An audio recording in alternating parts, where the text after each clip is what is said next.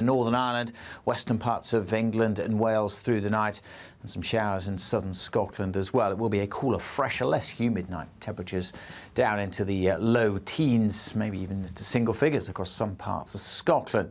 A fine day generally over northern Scotland once we've lost the early cloud, but far from that elsewhere as wet weather and windy weather comes into the west. Very gusty around the coast of southwest England and Wales, and seasonably windy here through the Irish Sea. It's also going to be pretty wet. The rain will be heading away from Northern Ireland, spreading into southern parts of Scotland. But as I mentioned, much of northern Scotland having a dry and a bright day, although it may start a little bit murky with some drizzly rain over the Northern Isles. But it's wet and windy in this central swathe. That rain at times into the central belt, moving into northern England and across much of Wales, eventually into the Midlands. Not much of it getting to eastern counties of England, certainly not the southeast and East Anglia until late on. It will be a cooler, fresher day, certainly feeling much cooler on the west coast of Wales with those gusty winds. Same goes for southwest England. So we'll like to see a bit of rain turning up here through the night, and that could linger into Wednesday. A few scattered showers over central, northern and eastern parts of England, maybe southern Scotland on Wednesday, but many places on Wednesday will be dry and bright with some sunshine. But instead of the heat of the weekend, temperatures much closer to the average, most places getting into the low 20s. Even though we'll see a cloudy start, it'll be a bright outlook for the rest of the day. Boxed Solar, sponsors of weather on GB News. Welcome along to Patrick Christys tonight, late edition. Coming up in just a tick, Sharon Davies, Rosie Duffield, they are warning that sports who fail to ban trans competitors such as tennis and weightlifting should face the consequences in court. Coming up on the panel, Kelvin McKenzie, Chris Worrell and Leo Kearse. And I tell you what, we're getting stuck into this one. Another crisis for the BBC. This time, Greg Wallace's co-presenter on Masterchef tonight denying allegations he made crude, racist comments. What the hell is going on at the BBC? Stick with us in just a tick. £54,321 cash could be yours. Cash that you could spend however you like. It's like having an extra £1,000 each week for a whole year to play with. Someone is guaranteed to win this amazing amount of cash. So make sure that someone could be you. For another chance to win £54,321 cash, text cash to 63225. One entry costs £2.50 plus one standard network rate message. Or text bonus to 63225. 5 entries cost £5 plus one standard network rate message. Go to gbnews.com/win. Entries start at £2.50. Call 0903 686 3232. Calls cost £2.50 plus your network access charge. Or post your name and number to GB14 PO Box 8690 Derby DE1 9TT. UK only. Entrance must be 18 or over. Lines close at 4 p.m. on the 1st of August. Please check the closing time if listening or watching on demand. You want to know what's really going on in the corridors of power? Labour don't know what to do with you half the time, and that makes you quite lethal in the chamber. Get behind the headlines with Chopper's political podcast. Join me, Christopher Hope, as I sit down with the great and the good of British politics. We'll see where this ruling takes us. These are the stories shaping our nation.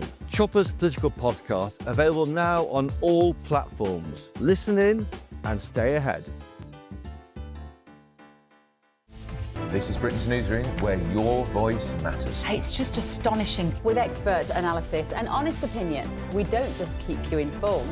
We bring you unique perspectives you won't see anywhere else. Can't argue with any of that. When the news happens, it happens here. On Britain's Newsroom, weekdays from 9:30 a.m. Only on GB News. Good Afternoon Britain isn't just about us. The wonderful thing about this programme is it's about everyone watching. It's an interactive programme. Well, there absolutely is something to see here, and we're going to be talking about it more. Whether it's breaking royal news, please bring us up to date. Or indeed a particularly punchy speech in the House of Commons. Very, very curious. We bring it to you live, and then we bring you live reaction as well. That's Good Afternoon Britain, weekdays from midday. Only on GB News, the People's Channel, Britain's news channel. Join me, Nana Akwe, for an informative, interactive news programme with a difference. It's fun. No, he didn't say that, though. I'm so surprised. I think there's an element of truth to that. Join me from 3 p.m. every weekend, only on GB News, Britain's news channel. In the GB Newsroom, we bring you the news as it happens. With our team of dedicated journalists across the UK, we're ready to keep you up to date with what's happening every half an hour, every single day. Bulletins here on GB News, the People's Channel, Britain's news channel.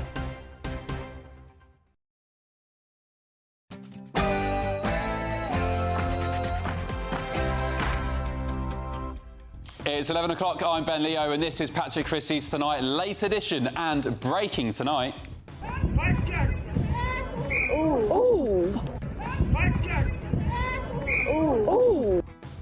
Oh, dear oh dear, women's sport's been told, ban trans women or face going to court. That's by former Olympic swimmer and GB News regular, in fact, Sharon Davies. Also tonight. Look, I asked the board directly why nobody had resigned or been fired over the series of failures that we've seen recently. Oh, it just gets worse and worse for the BBC, doesn't it? That's Culture Secretary Lisa Nandy, who says confidence in the Director General at the Beeb is in question tonight. Really, bit of an understatement after a series of catastrophic failures. And we'll be bringing you a GB News exclusive that suggests the United Kingdom's economy is on the brink of collapse. Who would have thought, in a dramatic return to the 1970s? So, will Sir Keir Starmer have to go to the IMF to beg for a bailout? I'll be asking Anne Widdecombe about that shortly. Meanwhile, handful of middle-class women of a certain age. Not only has Greg Wallace there saying working class men are now under attack, but The Sun claims tonight that his Masterchef colleague John Turode was asked to resign over the weekend because of a racist remark.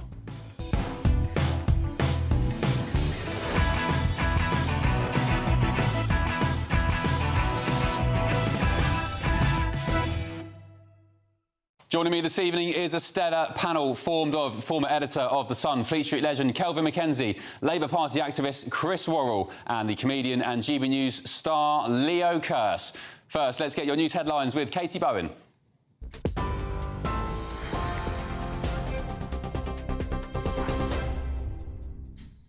Ben, thank you. The top stories. And developing tonight, Masterchef presenter John Turode has confirmed he is the subject of an allegation of using racist language that was upheld as part of a review into his former colleague Greg Wallace's behaviour.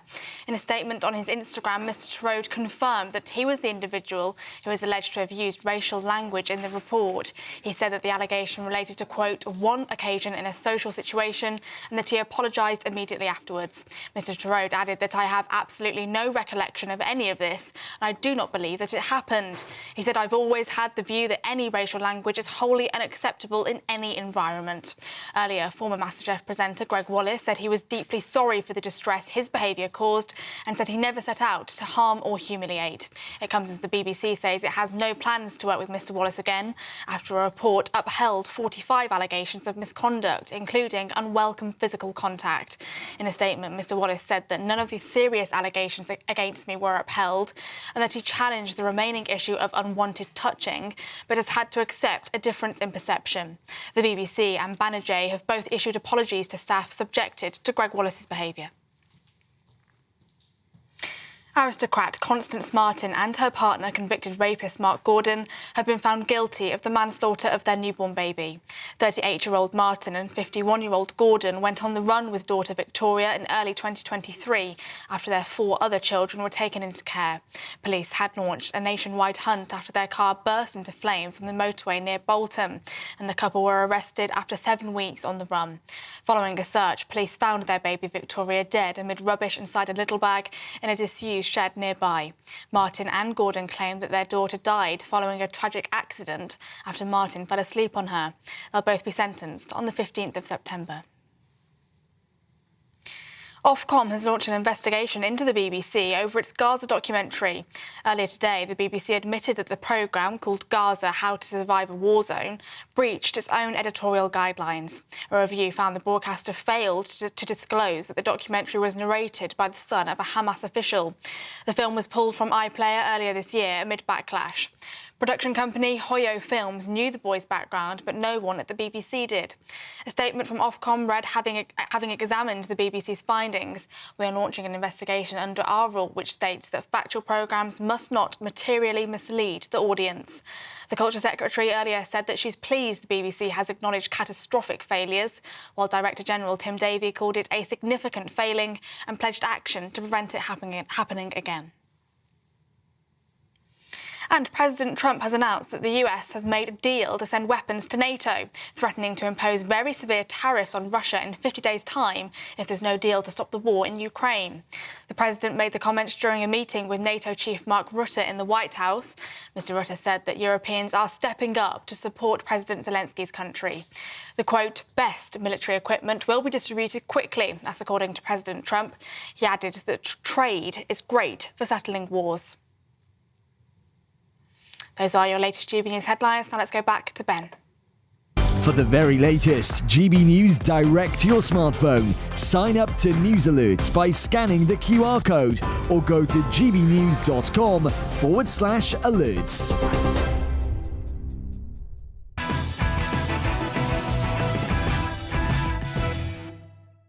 Hello, welcome along to Patrick Christys Tonight, late edition with me, Ben Leo. Just for tonight, I think Patrick's back off his holiday tomorrow. Let's get straight into the front pages for tomorrow. Tuesday, of course, The Independent. Guilty aristocrat and her lover who killed a newborn on the run. This is going to dominate most of the papers, to be honest, and I don't really want to talk about the story because it's disgusting. The Metro, arrogance of monster parents. There they are, their mugs again on the front page of the Metro. The Telegraph, Donald Trump threatens China over Russian oil. And just down the bottom there, ban trans women or face court, sports have been told. So the likes of Sharon Davies, the former Olympic swimmer, and GB News friend has said that sports such as tennis and weightlifting could end up in court if they don't prevent biological men competing against women. I'd say competing, actually it's cheating, isn't it? The Guardian, Trump issues warning to Putin as he does deal with NATO to arm Kyiv. The Express, next tax raid will pick the pockets of the grafters. I mean, I thought they'd done that already. And a nice picture there of Queen Camilla, dog-loving queen to the rescue. She adopted a little Jack Russell called Molly from Battersea Dog and Cats Home today. The Daily Mail covers the killer aristocrat again and her rapist partner. The Times, new grant to push sales of electric cars for net zero.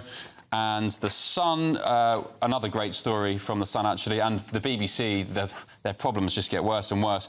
After the Greg Wallace situation, tonight, John Torode, his Masterchef co-presenter, has been forced to take to Instagram to deny claims that he made a racist comment some years ago.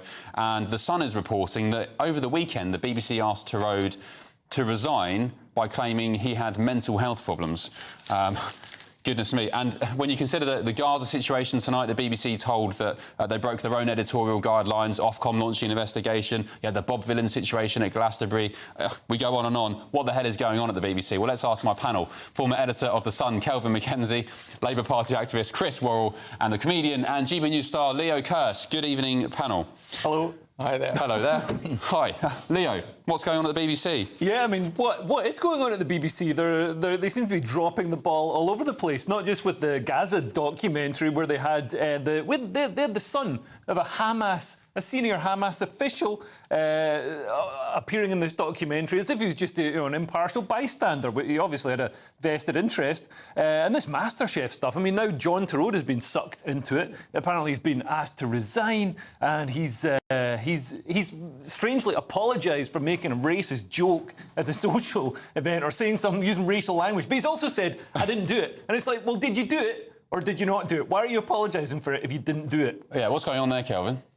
Well, I mean, so it's the end of Masterchef anyway. I mean, that should cheer up quite a few people. But I love the idea of a BBC, some senior kind of waffle merchant calling up Torode and saying, look, you've clearly made a racist remark, or it's been upheld, you have. And he said, well, I don't remember. He said, look, the easy thing to do, just say you've had a mental illness. He said, it's working. It's worked to treat with Greg, right? He suddenly says, he's spent 20 years on MasterChef, right? He's 60 years old, and he suddenly turns around and says, do you know what? I've got autism. And by the way, I've got a certificate that says I've got it. Why don't you try the same stunt? He seems to have done perfectly all right. And not even that, Chris. Greg Wallace said, oh, I have autism now. And by the way, aren't the BBC awful for not recognising that and helping me with my disability? Yeah, I mean, he's been banged to rights, 45 times, probably more. He's probably had less puddings on Masterchef for that. But I think when we're talking about Lisa Nandy here coming after the BBC, we've got to remember she has no authority. Just remind us what she said. So she said they've had a list of catastrophic failures, a series of them, which we know you've listed some of them out there earlier, Ben. And she doesn't have any authority to sack Tim Davie, but. There's a chart review coming up in 2027, so there might be some reviews there. But what they can do is they can pull that Tim Davie into a select committee and start grilling them because, what's going on there, the fact that they've done nothing just shows there's a bit of reluctance for them to admit. We talked about the Hamas documentary, we've had the Bob Villan, numpty the other week, and it's just been a series, and now we've got BBC, rolling out the MasterChef nonsense. It just seems to be all over the shop. So, we can't be she's shaking the tree by calling them out, but the rotten fruit hasn't dropped yet. Will he be going then, Leo? Tim Davie? I'm not sure. I mean, it looks like he should be going. I mean, to have this many cataclysms in such a short space of time. It's funny though when hold on, Greg Wallace. Have you got a mental health issue? Oh man, absolutely. Exactly. Absolutely. I've got so many to pull. Ben, have you ever thought? You know what it reminds me of? Remember when Kevin Spacey had all the allegations? Then he was like, "I'm gay," and it's like you can't just do that. It doesn't exonerate you from whatever you did. You can't just be like, "Hey, and I'm scared of spiders," and that gets me off the hook. Well, you might see Greg Wallace doing a sort of Mobility advert or something now with his recent announcement. We should all try and work out what their next careers are going to be, right? See, if Greg Wallace could go on some clapped-out radio station and do a Saturday show, I think he'd probably do all right, wouldn't he? Yeah. Well, I think people forgive now. I first learned this in America, right? It used to be over here, directly anybody said anything about anybody, boom, your career was over. In America, it's not like that. 1 minute, for instance, there was a politician there who had some problem about his penis, right? He couldn't stop getting it out, right? Next minute, he's running for office again. I reckon he might have a new trousers that, he doesn't wear pants or something like that. He's going to have a new trouser range. Good idea. New trousers. Well, Greg Wallace is he's now a life coach. He's doing some Instagram videos on nutrition and crisis management. I'm not joking. That's not a joke. What's funny about that? Do people pay for it? Are they paying for it? I'm or not does sure. He pay them? I assume he will be charging. He needs to earn a living, I guess. But he'll be on Cameo before you know it, doing requests. Well, Nigel Farage. What about? So John Turode says, I can't remember this thing. He denies it. He said, I'm sure it didn't happen. Right, I'm sure it didn't happen. But his career is now gone over something where he won't say what the phrase was. Wasn't it gone anyway? Because would he have carried on with MasterChef without Greg Wallace? Is that a thing? Well, could it have been well, I tell you what, I was always surprised that it was two men, actually. In this world, I was always surprised that there wasn't some change, a woman coming in on it. So that'll be the next one. It'll be two women next time. Well, since it was apparently racial language, maybe it could have a new show called Master Race. Very good. And now we'd like to apologise. Leo, you're going to have to conjure up some sort of mental illness very soon because you're getting the chop. I'm allergic to peanuts. You get a mobility car for that, I think. Should we talk about the other development at the BBC today? The Gaza documentary breached the BBC's own guidelines. Ofcom, our friends at Ofcom are now investigating. You just wonder also as well, what did go on there? Why wasn't anybody... Well, as you said, Kelvin's been earlier, why has nobody been named, first of all? Right, first of all, they don't name the producers. I think I know who the guy is, who I had a little bit of trouble with and gave him a rather severe beating before, when he was, I think, working for ITV News. But, so it's ridiculous. They asked the question, this is the BBC for you, they asked the question, who actually is the person, who is this lad that's doing it? Is it any related to Hamas? They don't reply to the question, and some dolt at the old BBC says, oh, well, let it go out. There's a rather nasty woman who used to run Channel 4, all the news and everything, right? Very clever, by the way, clever lady. She points out, if I didn't know what the basis and where this information was coming from, I didn't put out the show. It was as simple as that I didn't put out the video. Why wasn't there some dolt at the BBC who said, we're not putting this out unless you... Kevin, was that your ethos at The Sun? Yes. My ethos of The Sun was, if it sounds true, we'll put it out. And by the way, it turned out to be about 97% true. It's the other 3% that turned out to be the problem. That's journalism for you. Yeah. Right, rough draft of history. And also, correct me if I'm wrong, but even if there's a risk that it is wrong, the money you'll make from paper sales is worth the ipso fine anyway, so... Well, yes, I'm sure you deny that. I used to deny that, but I sort of come round to that kind of view as I've got older. Yeah. OK, let's look at the front page of the Daily Telegraph. Ban trans women, biological men, or face court. That's according to Sharon Davies, the former British Olympian swimmer, a friend of GBNews, and also Rosie Duffield, the sort of exiled former Labour MP.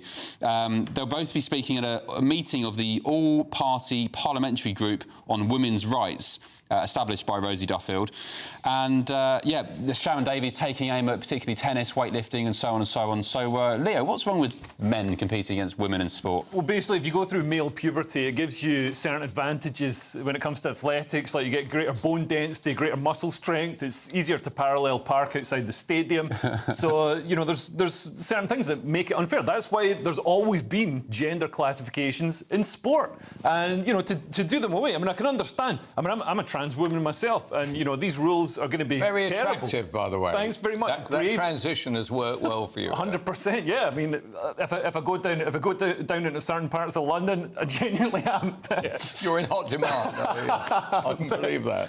But yeah, like there's a real chance of me getting chucked off my under-12s netball team. But yeah, I mean, there's real problems with having like big hulking blokes saying that they're women and then competing against women, because you know if you've got a sport like football or rugby where people are crashing into each other, you know, a bloke is going to do damage. We've seen women get terrible injuries. Oh yeah, from competing against. I mean, it's just common sense. Chris, do you support trans women in women's sports? Is that right? I mean, look, I mean, I've lost this debate with my sister before, where you know it's how men.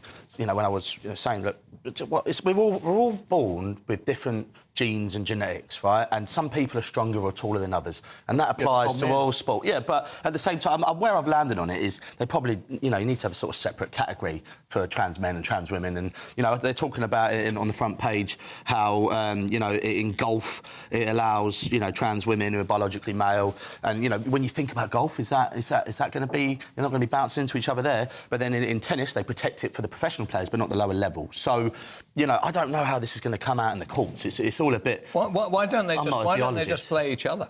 Yeah, well, that's what I've landed on it, to be honest. And just have a third sex, essentially, and I'm sure there are people who are in this position, let them play against each other.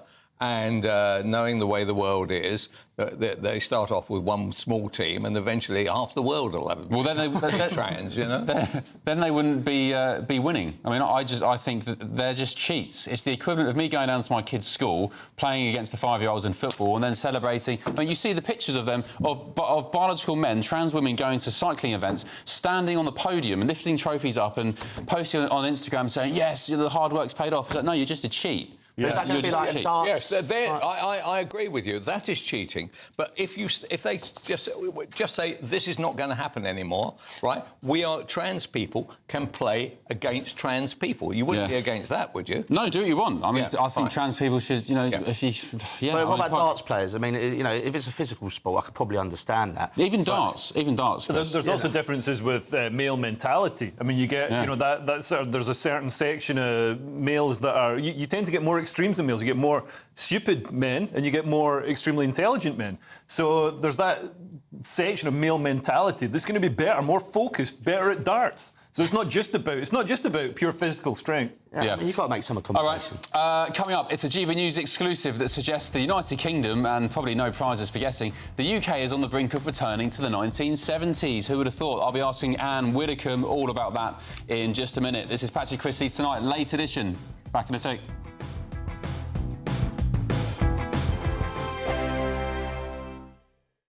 Westminster, the ultimate clique. And you're fighting like rats in a sack. But here on the Camilla Tominey Show, we ask the questions the establishment media is too scared to ask. OK, let me ask you a straight question, because I know you're a straight-talking politician. Whether it's net zero, illegal immigration or law and order, nothing is off limits. You had the power then. Yeah, as I and say, now you've lost it. That's the Camilla Tominey Show, a politics show that's fearless. But no, let me finish my question if you don't mind, because it is my show. Sundays at 9:30, only on GB News, the People's Channel, Britain's news channel. Dubes & Co. Weekdays from 6 p.m. You have to tackle gross levels of inequality. Now, this is not about being... it's not about fairness or the politics of envy. It's about saying we need more money in average people's pockets so they can go out and spend. What's happening is a lot of people are spending all their money on rent and mortgages. So you want to take money off rich people and give it to poorer people? Yeah, but obviously, when I say rich, who do you imagine? No, well, I don't know, because I'm not proposing it. You tell me. So for me, I'm not talking about those who've done quite well, those who've grown their businesses. I'm talking about the billionaire class and the corporations. And I don't want to look at increasing income taxes necessarily. It should be about a wealth tax, because if we don't do anything about it, it's going to get worse. Now, what's interesting what you said about benefits, I know there's this pervasive idea. I just want to make that point quickly. Finish this point. She's about to spontaneously combust, but hang on. Go on, finish your point. There is this pervasive idea that, well, we need to cut benefits to force people into work. And you can understand the logic there. It makes sense, right?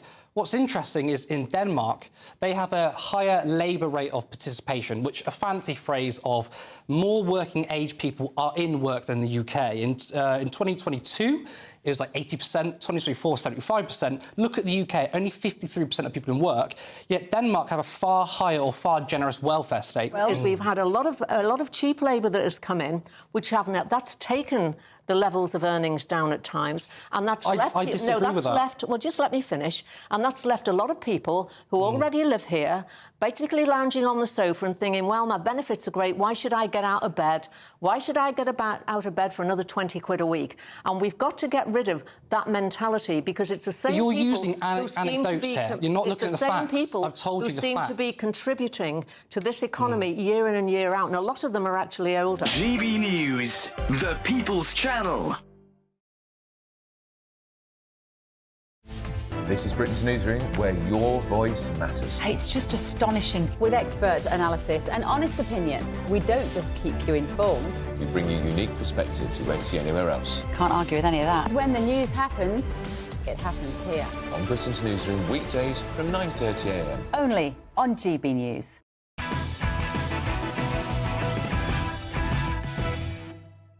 Welcome back to Patrick Christys Tonight, late edition with me, Ben Leo.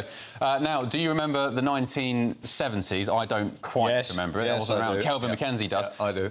Do you remember the winter of discontent? Do you remember when James Callaghan was forced to beg the International Monetary Fund for a bailout? Well, yes, I do. GB News analysis can exclusively reveal that the UK's economy is not only on the brink, but in fact in a worse condition than we were in then. In fact, speaking exclusively to GB News, former Chancellor Kwasi Kwarteng has claimed this government may be forced to beg the IMF for a bailout, like... Sorry, let me compose myself. Like Jim Callaghan had to, while independent economist and Institute of Economic Affairs fellow Julian Jessup has told GB News we may be forced to go back to the Bank of England for more money printing. That could lead to more inflation, QE, of course, which means increased interest rates and mortgage hikes. But I'm joined now by former Conservative Minister Anne Widdecombe. And good evening. Thank you for your company at this hour. What do you make of this? Do you believe we're now on the precipice of a worse situation than 1970s? Well, it would hardly be surprising. The fact is that governments of both parties in recent years have seemed to think of the economy purely in terms of tax and cuts, and virtually no attention other than lip service has been paid to generating growth. Now, the essential thing about the 70s analogy is that, yes, indeed, Britain's checks were bouncing. We had to go to the IMF. But Thatcher came in at the end of that decade and completely reversed the situation by, first of all, lowering tax, secondly, encouraging enterprise, and going for growth.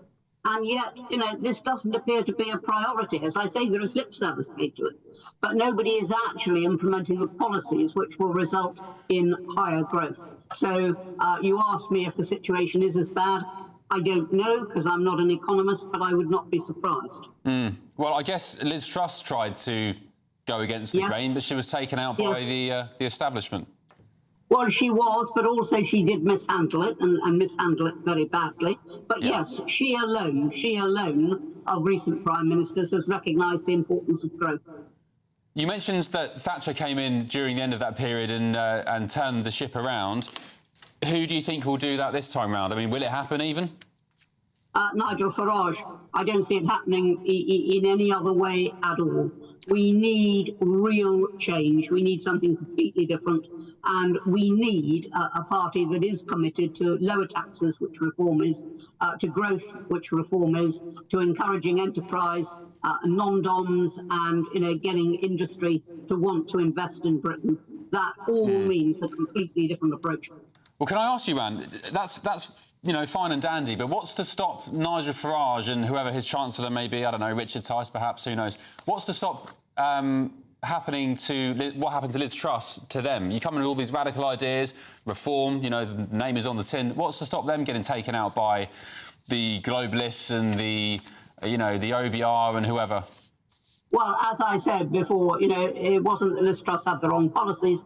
It was that A, she tried to do too much too soon, and B, she mishandled it. I do not believe that Nigel Farage will fall into either of those traps, simply because we have that example right in front of us.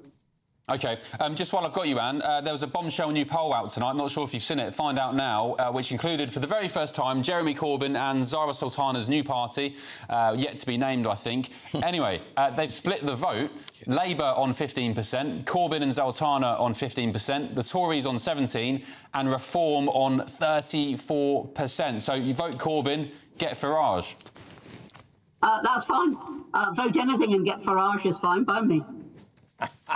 Are you so you don't take much note of it? You're not that bothered? You're not quietly celebrating the GNC? All I'm concerned about is where Reform is in the polls. Reform has been consistently at the top now of every poll for quite a substantial time. That's all I'm concerned about, is that we form the next government. What the other parties are doing, let them get on with it.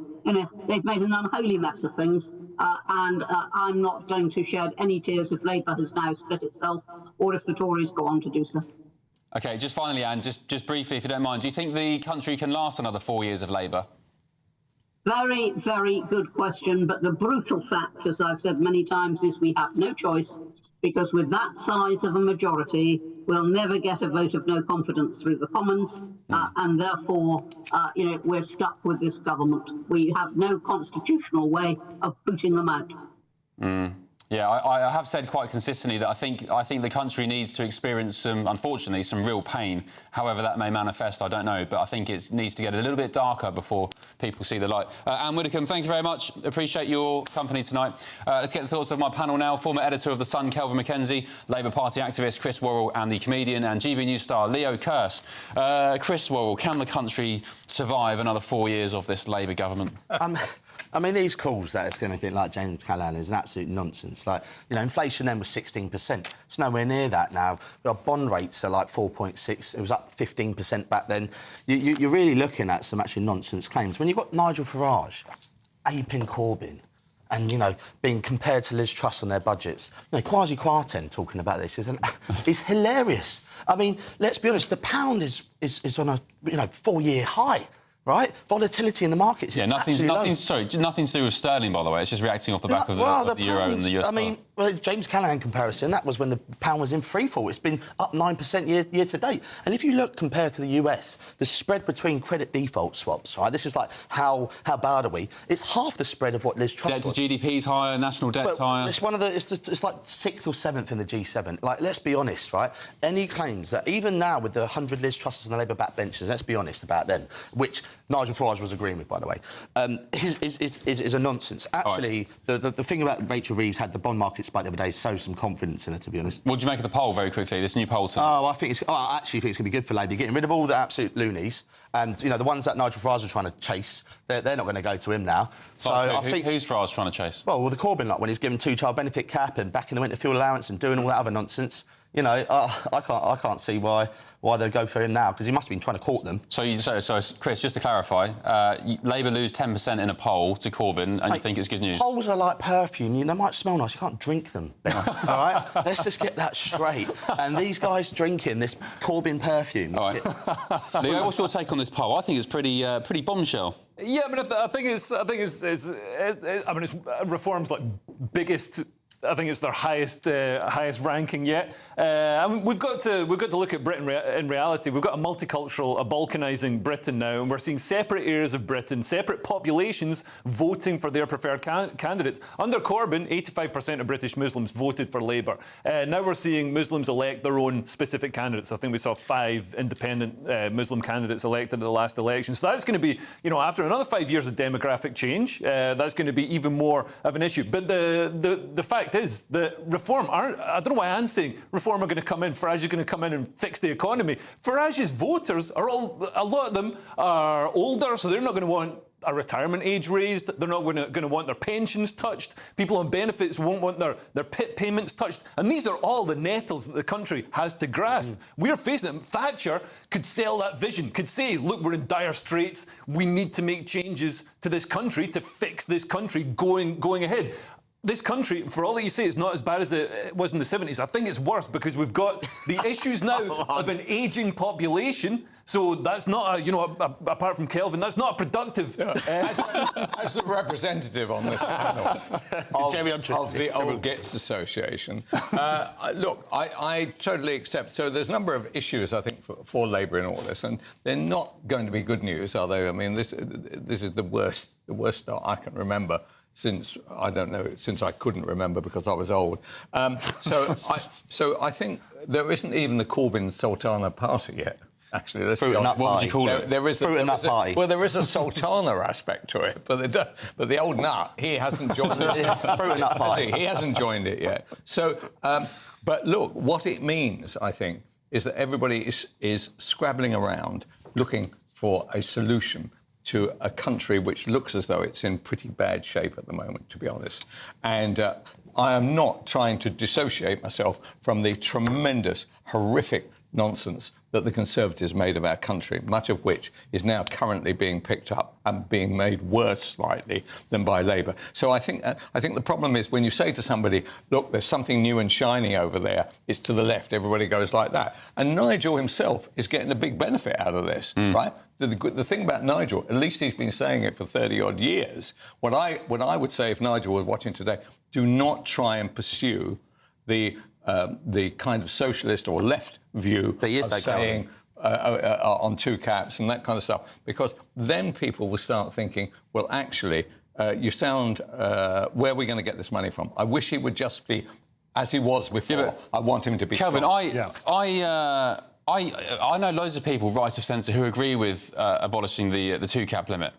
Because there's a birth... If you buy into the narrative, there's a birth rate crisis. Elon Musk talks about it. And, you can't sit there on 1 minute and complain about foreigners coming into the country and multiplying and changing the demographic of the country. Do you believe the 2 cap? And then do you honestly believe the scrapping of the 2 cap idea is actually going to be a huge explosion of loads of white people rushing out and we're going to have 400 children? I think you have to do something. How many families do you honestly know who would even want, as in my day, would want 3 children? You can't afford them. They don't want 3 children. Because they want to have a life, right? And the mortgages are expensive. They haven't got a lot of money. They haven't got any job security, none of which is available, by the way, to any political party to begin. They do not want to spend the money on the children. And whether you made it 2 cap, 22 cap, 2,000 cap, it wouldn't make the slightest bit of difference. Look what's happening, especially in Asia, where places like Korea, it's a shocker. It's a shocker for us. And the good news is that under this system, we'll all be wiped out in about 12 generations' time. They should Fantastic. Thank you and good evening. They should extend the maternity pay for people that are working, right? Yeah. The cap should not be touched. OK, Stick with us on Patrick Christys tonight, late edition, back in just a tick. Masterchef in crisis. Take a look at this. A handful of middle-class women of a certain age. Oh, Greg Wallace looks like he's in a hostage video or something. Poor bloke. Anyway, Handled that perfectly. back in just a tick.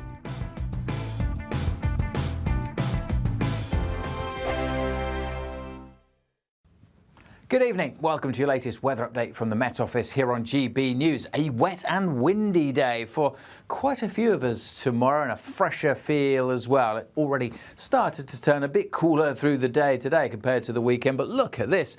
A low pressure system moving in, the isobars squidging together. The winds picking up tonight across Wales and southwest England especially. Today's rain lingering across Scotland, affecting the far north of the mainland and the Western Isles, and then more showery rain coming into Northern Ireland, western parts of England and Wales through the night, and some showers in southern Scotland as well. It will be a cooler, fresher, less humid night. Temperatures down into the low teens, maybe even into single figures across some parts of Scotland. A fine day generally over northern Scotland once we've lost the early cloud, but far from that elsewhere as wet weather and windy weather comes into the west. Very gusty around the coast of southwest England and Wales, and seasonably windy here through the Irish Sea. It's also going to be pretty wet. The rain will be heading away from Northern Ireland, spreading into southern parts of Scotland. But as I mentioned, much of northern Scotland having a dry and a bright day, although it may start a little bit murky with some drizzly rain over the Northern Isles. But it's wet and windy in this central swathe. That rain at times into the central belt, moving into northern England and across much of Wales, eventually into the Midlands. Not much of it getting to eastern counties of England, certainly not the southeast and East Anglia until late on. It will be a cooler, fresher day, certainly feeling much cooler on the west coast of Wales with those gusty winds. Same goes for southwest England. So we'll like to see a bit of rain turning up here through the night, and that could linger into Wednesday. A few scattered showers over central, northern and eastern parts of England, maybe southern Scotland on Wednesday, but many places on Wednesday will be dry and bright with some sunshine. But instead of the heat of the weekend, temperatures much closer to the average, most places getting into the low 20s. Hi, I'm Michelle Dewberry, and my show is your opportunity to cut through all the noise and dive in headfirst to some robust debates. Ideas clash. Situation, isn't it? Because the failure is you're deliberately avoiding my point. Nothing's held back. And if you think this is the end of it, wait for more. And we do not shy away from the difficult stuff. Sometimes I want to shake people and say, if only you understood. So join me on Jubes & Co. weeknights at 6 p.m, only on GB News, Britain's news channel. Good Afternoon Britain isn't just about us. The wonderful thing about this programme is it's about everyone watching. It's an interactive programme. Well, there absolutely is something to see here, and we're going to be talking about it more. Whether it's breaking royal news, please bring us up to date. Or indeed a particularly punchy speech in the House of Commons. Very, very curious. We bring it to you live, and then we bring you live reaction as well.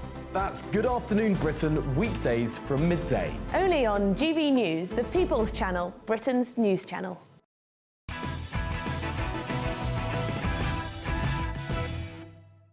Welcome back to Late Edition. I'm joined now by the showbiz journalist Sarah Louise Robertson to talk about that news story on the front page of The Sun. Sarah Louise Robertson, just tell us what's going on here. Another headache for the BBC because Masterchef the co-presenter of Greg Wallace, who of course is under a lot of fire. I mean, damning allegations substantiated, to say the least. Now, John Torode, his co-presenter, has come out tonight and said, I'm being accused of making a racist remark. I don't remember it, but I apologise anyway. And also, the BBC apparently ordered him to resign over the weekend and say that that he was suffering some sort of mental episode. Are you there, Hi, Sarah? Ben. Yes, I am there. Yes, I was just waiting for you to say if I could speak. Yes, the BBC has been hit by a series of catastrophic errors, and this is just an absolutely extraordinary development. John Torode, who's sort of quietly been in the background while Greg Wallace has had, obviously, all these accusations levelled at him, has now found himself in the firing line with this extraordinary allegation that he made what was allegedly a racist remark, while, may I add, in a social situation, not in a work situation. He says it was in a social situation. Apparently, it was sometime between 2018 in 2019. He claims to have had no recollection of the remark, and that the person who was on the receiving end of the remark was not offended.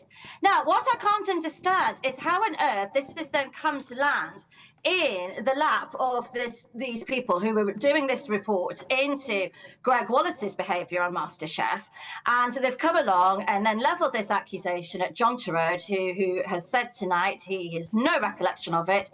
He is not apologising for something that he has no recollection of doing or saying, and that the person in question wasn't offended and didn't feel that any offence had been made. It's just mind-boggling. It's like something you would expect to receive, I don't know, in communist Russia or China, you know, like the thought police telling, you know, what to think or what to say.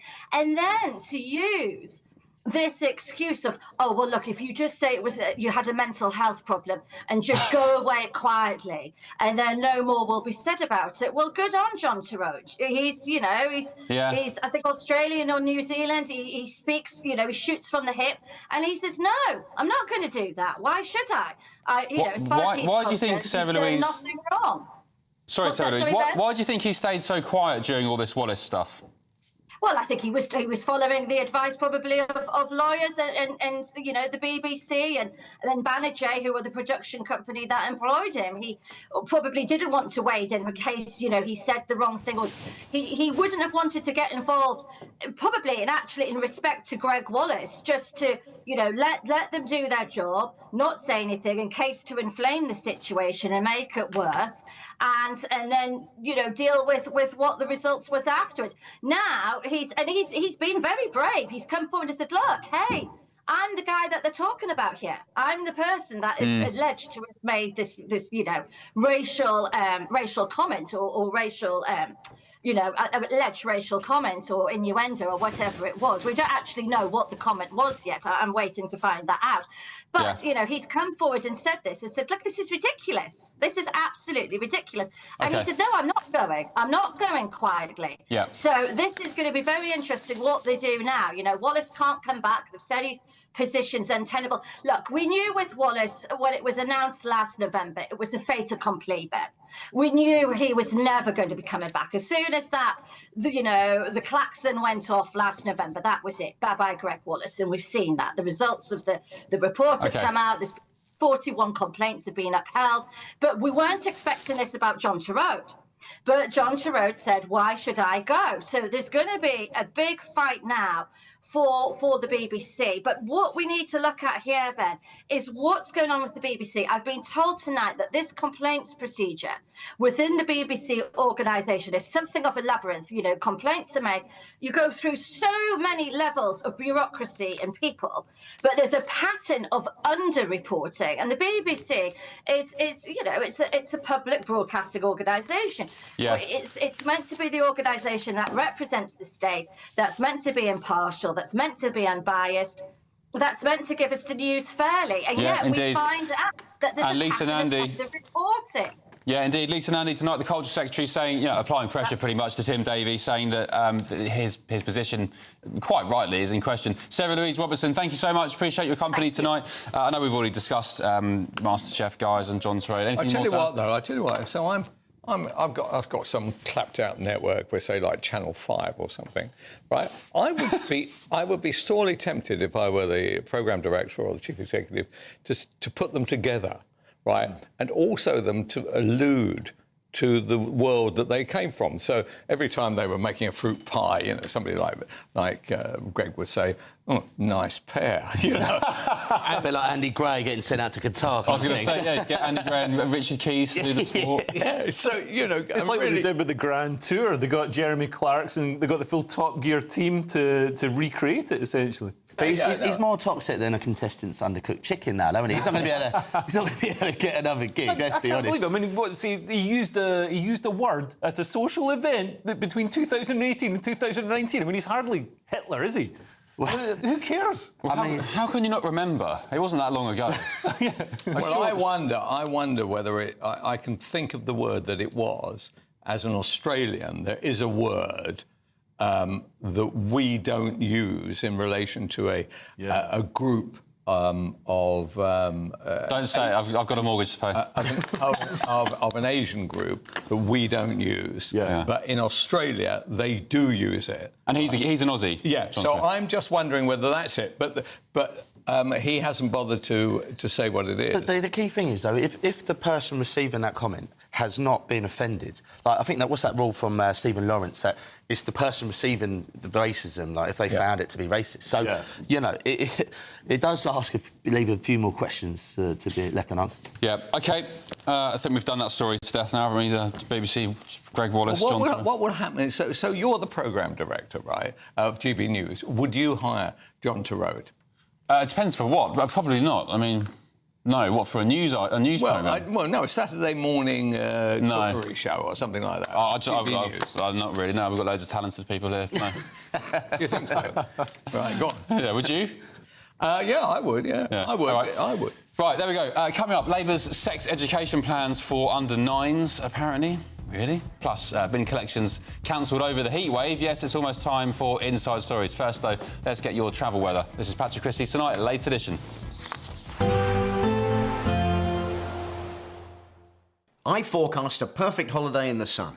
Weather looking good then? For sure, and no worries about our travel insurance. All Clear Travel Insurance sponsors GB News Travel Destinations forecast. Plenty of dry weather, sunshine across much of Europe over the next few days. Hot in Turkey at the moment, temperatures above average. The risk of 1 or 2 showers across Greece into Italy, but many places dry. Lots of sunny spells again, a few showers into southern parts of France. Spain and Portugal, lots of sunshine, temperatures in the low 30s. A little more cloud towards the Canary Islands, a little breezy here too. Over the next few days, it remains hot and sunny across all areas. All Clear Travel Insurance sponsors GB News Travel Destinations forecast. This is Britain's Newsroom, where your voice matters. It's just astonishing. With expert analysis and honest opinion, we don't just keep you informed. We bring you unique perspectives you won't see anywhere else. Can't argue with any of that. When the news happens, it happens here. On Britain's Newsroom, weekdays from 9:30 a.m. Only on GB News. You want to know what's really going on in the corridors of power? Labour don't know what to do with you half the time, and that makes you quite lethal in the chamber. Get behind the headlines with Chopper's political podcast. Join me, Christopher Hope, as I sit down with the great and the good of British politics. We'll see where this ruling takes us. These are the stories shaping our nation. Chopper's political podcast, available now on all platforms. Listen in and stay ahead. Mornings don't have to be tiresome, especially if you have the right company. Wake up to news as it happens, opinion and debate, and of course, a little bit of entertainment too. Because when the kettle's on, we're on. That's Breakfast on GB News, a show worth waking up for. Every morning from 6 a.m. Only on the People's Channel, Britain's news channel. We'll spread the news, you spread the word. Hi, I'm Michelle Dewberry, and my show is your opportunity to cut through all the noise and dive in headfirst to some robust debates. Ideas clash. Situation, no, Because the failure is... You're deliberately avoiding my point. Nothing's held back. And if you think this is the end of it, wait for more. And we do not shy away from the difficult stuff. Sometimes I want to shake people and say, if only you understood. So join me on Jubes & Co. weeknights at 6 p.m, only on GB News, Britain's news channel. Good Afternoon Britain isn't just about us. The wonderful thing about this programme is it's about everyone watching. It's an interactive programme. Well, there absolutely is something to see here, and we're going to be talking about it more. Whether it's breaking royal news, please bring us up to date, or indeed a particularly punchy speech in the House of Commons. Very, very curious. We bring it to you live, and then we bring you live reaction as well. That's Good Afternoon Britain, weekdays from midday. Only on GB News, the People's Channel, Britain's news channel. In the GB Newsroom, we bring you the news as it happens. With our team of dedicated journalists across the UK, we're ready to keep you up to date with what's happening every half an hour, every single day. Bulletins here on GB News, the People's Channel, Britain's news channel. At GB News, we love to hear from you, our loyal community. So drop us a line at gbnews.com/yoursay. There, you can talk to each other and also to the presenters live on air gbnews.com/your say, because GB News is your channel, Britain's news channel.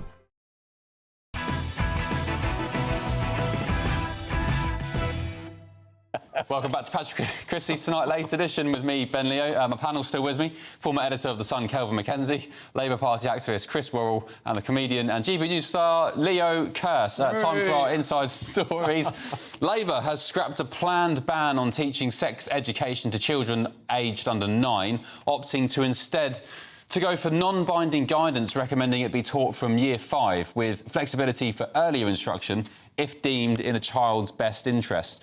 Critics, including the Conservatives, argue the move weakens protections against exposing young children to age-inappropriate content, while the Education Secretary, Bridget Phillipson, she says the changes reflect the realities young people face today.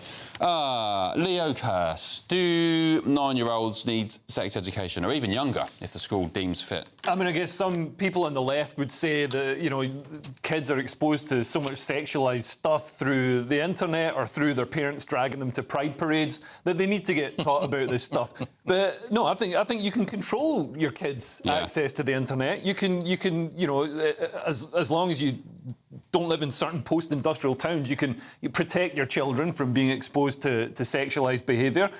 So yeah, like, leave it to the parents. I don't trust schools and our teachers to do the right thing. There's that paedophile recently went down for 12 years, and he was head of a pride organisation. I can't remember. It was in my area. Yeah, and in fact, I met him on the. And he was invited into schools to like show kids bondage gear and all this sort of stuff. He had a kid dressed up as some sort of like leather dog. It was insane. So no, I don't trust. Like, schools should just. How about you teach them like how to read and write and stuff like that, and, you know, leave the sex for when they're older. Yeah, I don't know why. I'm gonna get myself in trouble, so I won't say too much. But yeah, I just as you said, don't just leave kids to be kids. I don't know why you have to force sexual, even straight relationships. I don't care what kind of relationship, sex, gay sex, trans, whatever. I'll just leave kids to be kids. Chris, you're going to disagree?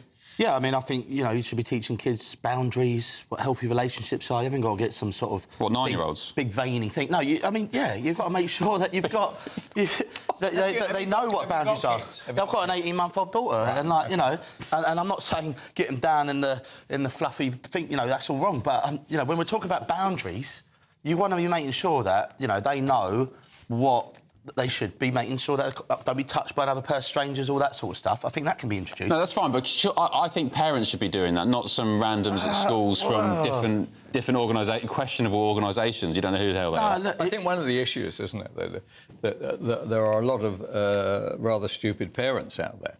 And what seems to be happening is that the burden being placed on teachers gets larger and larger.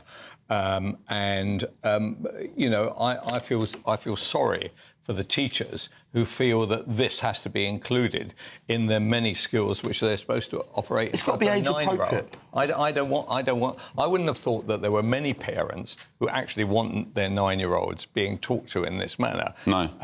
It's difficult enough, that conversation, anyway. But not making it mandatory means it can go up as well as down. If you know, I mean, I'm sure parents and school governors would be having a lot to say if it was going below that, but it can go up. So I think being rigid about it, making sure it's age appropriate, all that kind of, you know, jam is probably sensible. You can't be just, you know, having some state telling you what's right and wrong. As a parent, you're going to be able to... I don't remember having sex ed at all at school. Look how I turned out. I had 2 surprising kids. And, well, look at Leo. Come on, let's have 2 minutes silence for Leo. I'll lose my virginity one day. Well, I think Chris is free tonight, maybe. Take her out. Right, let's have one last run-through of tomorrow's newspapers, starting with The Independent. Guilty aristocrat and her lover who killed newborn on the run. Pair convicted of manslaughter by gross negligence after going off-grid in utterly selfish bid to stop their daughter being taken into care, causing the poor baby girl to die as they camped in a flimsy tent in the freezing cold. Disgusting pair. The Metro carry that same story. The Daily Telegraph. Trump threatens China over Russian oil. Down the bottom there, ban trans women from sport or face court. That's according to Sharon Davies and the likes of Rosie Duffield. They'll be in Parliament tomorrow. The Guardian. Trump issues warning to Putin as he does deal with NATO to arm Kyiv. The Daily Express. Next tax raid will pick the pockets of the grafters. I mean, I think they've done that already. The Daily Mail carries that killer aristocrat story. why the daughter of privilege had 4 children taken into care. The Times, new grant to push sales for electric cars. The Sun, with the John Turode story. Greg Wallace's co-presenter on MasterChef has tonight denied an allegation of racism dating back to around 2018. Thank you for your time tonight. Thank you, panel. Chris, Kelvin, Leo, thanks for your company. I'm back tomorrow morning from 9:30 on Britain's Newsroom. Sweet dreams.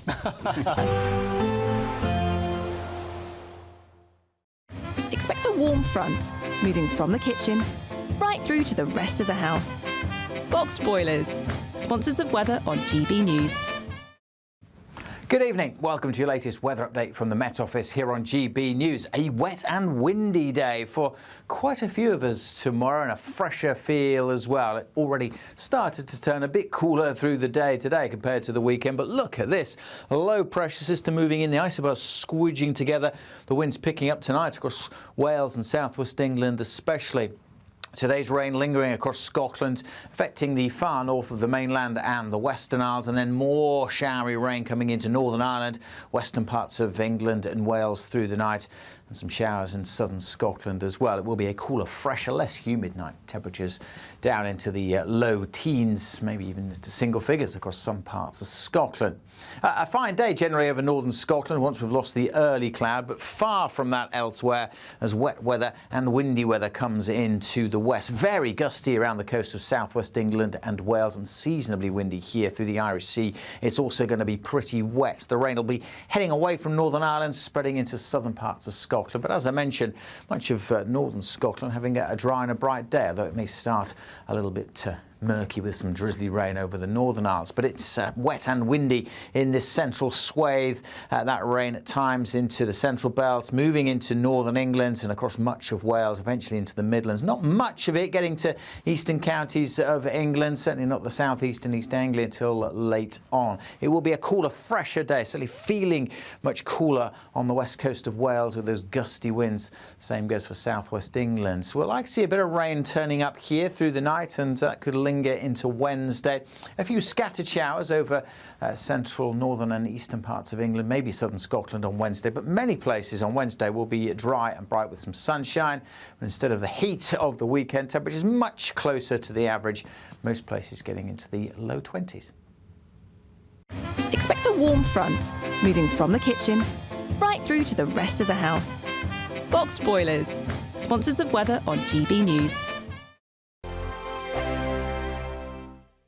Imagine having an extra £1,000 to spend each week for an entire year. £54,321 in tax-free cash could be yours. Cash to spend however you like. £54,321 in cash could be landing in your bank account this year. For another chance to win £54,321 cash, text cash to 63225. One entry costs £2.50 plus one standard network rate message, or text bonus to 63225. 5 entries cost £5 plus one standard network rate message. Go to gbnews.com/win. Entries start at £2.50. Call 0903 686 3232. Calls cost £2.50 plus your network access charge. Or post your name and number to GB14 PO Box 8690 Derby DE1 9TT. UK only. Entrance must be 18 or over. Lines close at 4 p.m. on the 1st of August. Please check the closing time if listening or watching on demand. Westminster, the ultimate clique. And you're fighting like rats in a sack. But here on the Camilla Tominey Show, we ask the questions the establishment media is too scared to ask. OK, let me ask you a straight question, because I know you're a straight-talking politician. Whether it's net zero, illegal immigration or law and order, nothing is off limits. You had the power then. Yeah, as I and say, now you've lost it. That's the Camilla Tominey Show, a politics show that's fearless. But no, let me finish my question if you don't mind, because it is my show. Sundays at 9:30, only on GB News, the People's Channel, Britain's news channel.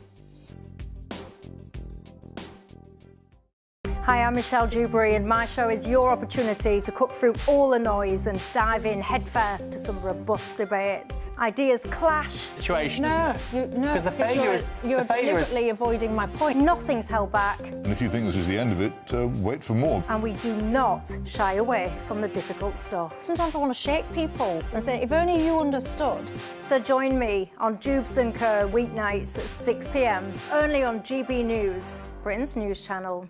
Good Afternoon Britain isn't just about us. The wonderful thing about this programme is it's about everyone watching. It's an interactive programme. Well, there absolutely is something to see here, and we're going to be talking about it more. Whether it's breaking royal news, please bring us up to date, or indeed a particularly punchy speech in the House of Commons. Very, very curious. We bring it to you live, and then we bring you live reaction as well.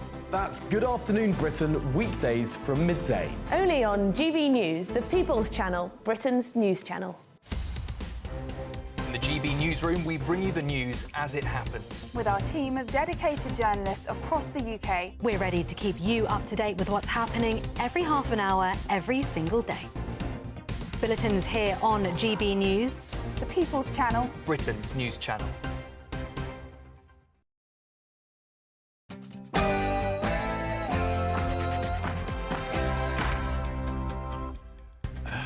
Very, very good evening to you. Welcome to GB News Tonight with me, your host, Martin Daubney. On tonight's show, BBC bosses have been summoned to Parliament over a Gaza documentary narrated by the son of a senior Hamas official. The BBC admits breaching its own rules after paying the boy over £1,800 in cash and gifts, no doubt supplied by the licence fee payer. I'll be joined on tonight's show shortly by Israel's foreign minister on this hot topic. And I know, celebrate away, the Notting Hill Carnival lives on. The taxpayers forked out nearly £1 million extra for security at Notting Hill Carnival this year, but with the country's purse strings tighter than ever, can we really afford it? Plus, on tonight's show, Armed Forces veterans have marched on Westminster today, demanding the government scraps the Unjust and Cruel Legacy Act, which they say puts British soldiers at risk of historic prosecutions from the Troubles. Well, get in touch usual ways. I want to hear all your thoughts. Get in touch.